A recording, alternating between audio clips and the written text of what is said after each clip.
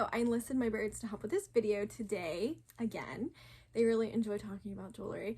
So another thing I want to talk about was getting your jewelry insured, getting appraisals on your jewelry, adding it to homeowners insurance, and what another option is.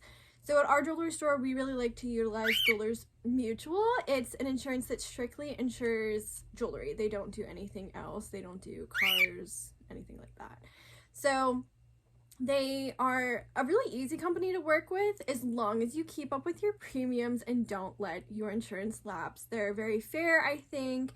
It's very black and white, like what they cover, and it's usually a pretty low premium depending on how much, you have to insure. So ways that you can get your jewelry insured, we suggest insuring anything that's $500 and over. Of course, you can insure whatever you want, but that just seems to be our recommendation. Insurance companies also recommend that you get your jewelry checked every 6 months. You can go into your local jewelry store and you can ask them if there's a fee. Usually people will do it for free because they like, getting you in the door. And they will simply clean your jewelry, and they will also check that the settings are secure, prongs, things like that. Those are the main things that insurance companies want to make sure that you're actually taking care of your jewelry and being upfront instead of just letting it get torn. Things that we've seen covered. If you smash your hand in a car door and you're wearing your ring and your ring needs completely rebuilt, we've seen that covered. If prongs get stripped away, that's kind of a dicey thing. It depends on the insurance because that could be considered wear and tear, so you'd have to check with your insurance company. Homeowners insurance, everybody's different. I can't really speak on that. I've seen some homeowners insurance cover it. I've seen some not. Jewelers Mutual, for the most part, are pretty good about it. If it's like an old ring, they might just consider that wear and tear. But if it is a newer ring, they're usually pretty good about doing that because it seems more like a manufacturer's error. And if the manufacturer won't cover it, then usually Jewelers Mutual will help you do that. I highly recommend doing it. I think it saves people a lot of time, money, and headache.